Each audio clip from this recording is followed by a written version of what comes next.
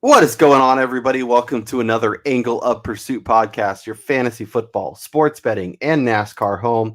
Here to talk more NCAA March Madness. We are going region by region, talking about our favorite teams to bet on, our favorite teams to bet against. Early looks at some of the round one matchups. But we had to go in and talk about Brian's Michigan Wolverines, and this is obviously the East region. Brian Twining, how are we feeling about Michigan as the one seed in the East region? As disappointing as it is that Isaiah Livers is most definitely going to miss these first two games, I think the showing against Ohio State and their ability to, make that game close at the end shows that they still have enough that with some time to kind of work the rotation a little bit better, being that was kind of a spur of the moment injury. I do still think they're one of the top 5 to 8 teams in college basketball, so I do think that they're still set up nicely to make a run. Yeah, I mean, guard play is so important come March, but like you said, I think they have enough pieces to if he can really come back. Say they can get by with the playing game, and then either LSU or St. Bonaventure, and he could come back. I think they're is basically a reasonable version of himself. I think they have a very good chance at making a serious run. Now, if he's hampered and has issues, that could be a problem. As the tournament rolls along, but we'll kind of see how that goes. So let's throw up the odds and kind of take a look at what the betting lines are saying. Obviously, these odds are from FanDuel Sportsbook as of Monday. So Monday afternoon on the West Coast. So I threw them up. The lines are probably going to move. If there's a team you really like, do some shopping, see what you can find. But I noticed a lot of interesting teams in this region. Not only do you get a Texas who just won the Big 12, not only do you get a Florida State who kind of scuffled a little bit at the end, but actually, still found a way to get to the ACC championship. Alabama, a team that a lot of people like. Yep. LSU is coming on at the right time. Georgetown just won 4 games in a row. They hadn't won 3 games in a row all year. They stole, stealing.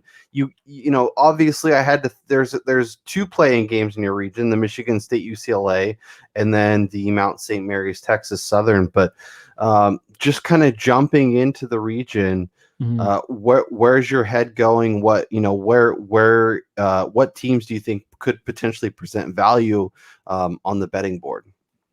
Well, I'm going to start with the play-in game between Michigan State and UCLA in a game where I just think that if the Michigan State that has beaten Ohio State, Michigan, and Illinois this season shows up, I think they're going to roll UCLA.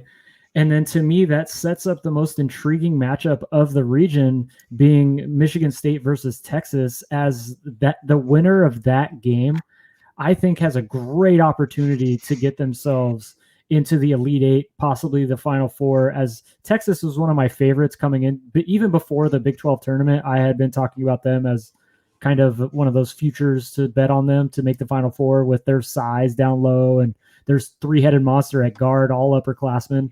But Michigan State, they've beaten a lot of good teams this year, and they had their scuffles after that COVID issue, but this team is battle tested, and every year we know that March and April stands for Izzo. So be careful about those Spartans. Yeah. I mean, this team, I'm looking at KenPom right now. Like, there's some heavy hitters inside the top 20. Like, Alabama obviously is their 8th overall team, but I was just looking. Oh, Florida State is 15. They also have Colorado inside the top 20. I know Colorado is a team that a lot of people have been really excited about. And as somebody who, when you bet college basketball, tends to get frustrated by the free throw shooting or lack thereof by so many teams down the stretch. Colorado's a team that hit 83% of their free throws for the season, a record that is, or basically set the record for a team for a year. So if they come into games and it's tight and they have those 1-and-1s and they have those, hit this free throw to advance to keep that lead from 3 to 4, Colorado's going to hit that. Like they lost to Oregon State because they were so different than they had been all year long. But I also don't know that I love Colorado enough to think they'll be in place to shoot those clutch free throws and to ice the game or make it close. Where are you at with them? Are you a fan or are you out? Oh man, it's so hard because like the majority of America, we don't get to watch the Pac-12 because the Pac-12 network has 0 TV agreements with any freaking broadcast company, so nobody gets to see their games. That being said, watching the Pac-12 tournament, they have McKinley Wright, who is a stud at guard, and then their big guy down low, to me, is more of just kind of a space saver. Mm-hmm. I don't know. It's a trendy pick, but Georgetown is hitting at the right time. Their big guy down low is, he's very reminiscent of what they used to get down there in Georgetown with Patrick Ewing, Alonzo Mourning, a guy that can control the paint. He makes his free throws at like a 70+% clip. Their guards are coming on really hot right now. I think this is a game that, like a lot of America, might be one of my upsets. So here's where I'm at with Georgetown. I think they either this is the start of a serious run and they have a Kemba run to the Final Four, something insane, and we're talking about how crazy it is what Georgetown did, or Colorado blows them out and they lose by 20 in the round 1 and they are that was a nice story, but right now Georgetown is getting 55% of the bets and 90% of the money. Woo! I don't know if that's more about look what they've been doing. They're on fire. Colorado seems like a buzz team that a lot of people like. So I did think that was pretty interesting. But getting 90% as opposed to just 10% of the money for Colorado, I think is incredibly interesting. 4.5 or 5, depending on where you look at it. And this is a Colorado team who, let's see here, they have 1 loss at home to Utah, and then every other loss on the season for them was on the road at Tennessee, at Arizona, at UCLA, at Washington, at Cal, at Oregon. All not superb talent this season, but still they kind of held court in terms of basketball. Like, you got to win your home games, and if you get a couple of those road wins, you're in good shape. And that's kind of what they did, and they just kind of faltered at the end against Oregon State after defeating a 6th seed in USC, who is led by stud Evan Mobley. So Colorado is not a bad team by any means, but I think this has a lot more to do with people don't really see Colorado. It was all over TV about what Georgetown did, and Colorado's losses are probably a little bit worse than what Georgetown suffered this season. Yeah, well, and it was just so weird for Georgetown because they had the stop and they had all these different things going on with COVID, so it wasn't easy. But Patrick Ewing has them playing their best at the right time. Another team that's really interesting is UConn. They're 16 in Ken Palm, above Colorado, below Florida State. They're those teams are 15, 16, and 17, which I think is incredibly interesting. If you're looking at a region that has 5 teams in the top 20, that's pretty scary. Yes. Good luck to your Wolverines. What team worries you the most? What team do you think would pose the biggest mismatch for Michigan? The biggest mismatch for Michigan, man.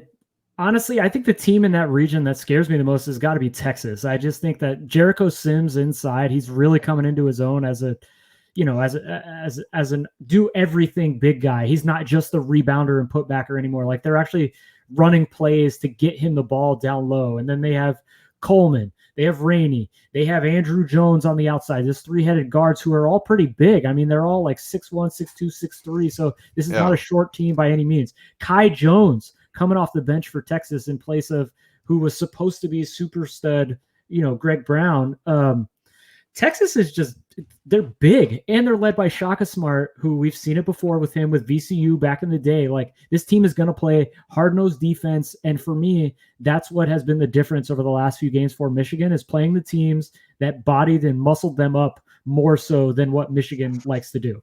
Yeah, I'm really curious. Like, I want to look at some props for like the number of Big 12 teams to reach the Elite Eight, to reach the Final Four, and I think do the same with the Big 10. I think those two conferences have been so battle tested all year long, playing against these elite teams. I think it's really going to make a difference in the tournament. So let's do what we did in the South, Ryan, and let's run through a few questions to see where your head's at. So obviously we're in the South, or we're in the East. Who's your favorite to win the region? Oh man. Okay, I'm going to predicate this with if Isaiah Livers comes back, I don't think there's a team in this region that could beat Michigan when they're at full strength. But assuming that Livers is not back, honestly, my favorite to win this region is Texas. Like I just talked about them. I think they are kind of hitting their stride at the right time. We saw it in the Big 12 tournament.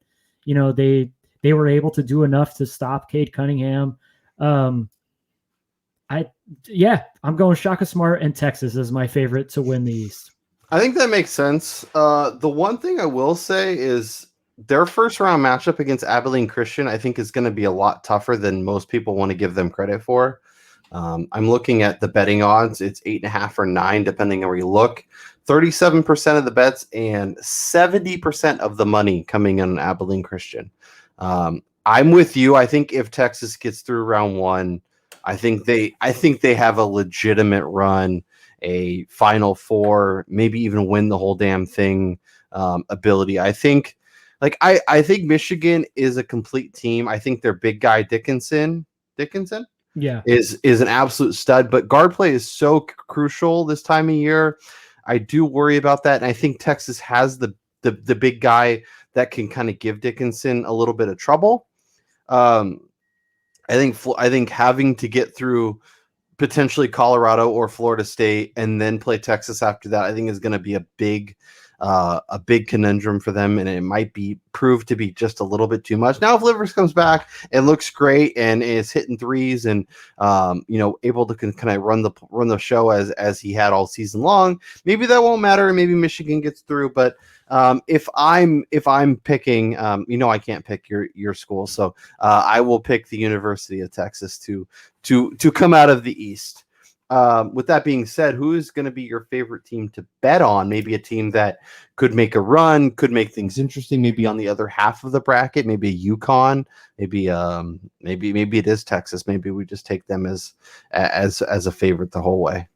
So for me, I think my favorite team to bet in this region will be Texas, because other than the first round game, I think that line in the second round, if they do face a Michigan State, is going to be extremely close.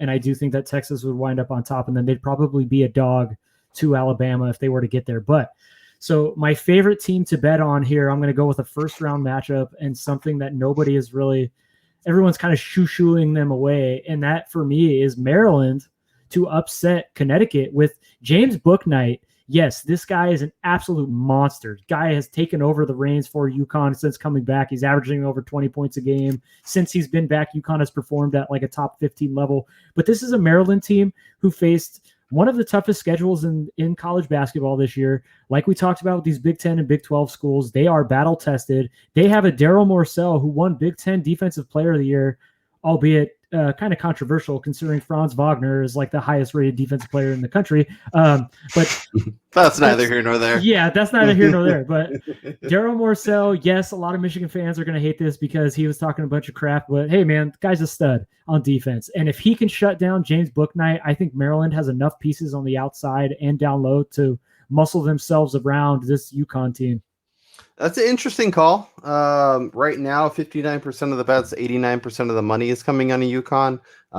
Ken Palm loves UConn, so that we'll see. But yeah, I think that's an interesting call, and that could be a unique way to kind of fade a lot of people in the bracket. Especially UConn's going to be a favorite of a lot of people to make a run here. Yeah. Yeah, I'm with you. It's probably Texas, especially in the 32, the Sweet 16, the Elite Eight. I think there's going to be some good value opportunities.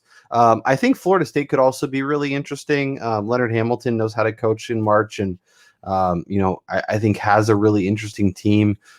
It was a little frustrating to see how they kind of fell apart against Georgia Tech, and I think if you can put pressure on them, they don't have the ball handlers, which worries me a little bit. Yes. But I think they could do enough against Colorado or Georgetown, and then potentially give you guys a little bit of a scare. So I will also be looking at them. Before we leave that Seminole team, just imagine this Seminole team with Scotty Barnes and having CJ Walker run the show, who is now on the Buckeyes. Like, how much better would this Florida State team be? Yeah. No. That kind of upgraded guard play, and then Scotty Barnes. Like, Scotty Barnes is a talented kid that could be a guy that we're talking about in the Final Four. Is that where did this Scotty Barnes guy come from? He's amazing. Obviously, he's been a highly touted freshman, but he could put it all together and kind of on the big stage become somebody that a lot of America is finding out about. And you think he's a one and done guy? You think he's heading on to the NBA after this, or you think he? Because we've seen one and done guys like Kevin Durant, like Carmelo. This is kind of a weird comparison, but in a way, he kind of almost reminds me of a Michael Carter Williams who played for the Syracuse Orange jersey that you're wearing. In that he can kind of play three different positions. I mean, sometimes he runs the point, he plays the three, he can play the four, but he's not a great shooter. Like, he's just a good basketball player. I mean, he's like a Michael Bridges. Yeah, he does everything really well. Just he's not a spectacular shooter, and in these minutes, you need a guy who can step up and take that big shot when it matters. Yep. Who's your favorite team to fade? I gotta go with Alabama, just because everybody is rolling with them. They're really good, they're really hot, but I'm sorry, but the SEC is trash. So hot take. let's not go about thinking that even though they are highly rated on the Ken Pom ratings, that they were facing anywhere near the level of teams, not talent, teams that the rest of the Big 12 and the Big 10 had faced. And I think that Alabama, if they have to face even a Michigan State, who, I mean, those are like men who that's Coach Izzo, or a Texas team. Like, I don't like Alabama. It's really interesting. Like, this is like usually Kentucky is at least decent, and they're just awful this year. Florida is awful this year. A lot of the SEC like typical teams, and then this is the year the SEC gets a bunch of teams in, and everybody's supposed to be really good. I'm like you. I'm a little dubious. LSU gave them a hell of a game. LSU is an 8 seed. We'll see. But yeah, fading the SEC in this division might, or this might be the in this region might be the play. That Abilene Christian game is interesting for me for Texas. I want to get involved there, but I don't know. We'll see. All right, Brian Twining. That was the East region. We will be, as I mentioned, the South region, the West, and the Midwest, I believe. Midwest, are all going to be in our feed as well. So go check those out. Brian and I will try and tweet out as many of our picks and that kind of stuff throughout the weekend as well. We'll be back talking Sweet 16 Elite 8. We'll also be dropping a bracket challenge in all the video descriptions. So if you want to join that, go head to head with us. Maybe we can figure out a prize for that. I don't know. We'll see. But for Brian Twining, I'm Kyle Robert. Make sure you check out the other videos. We'll talk to y'all later.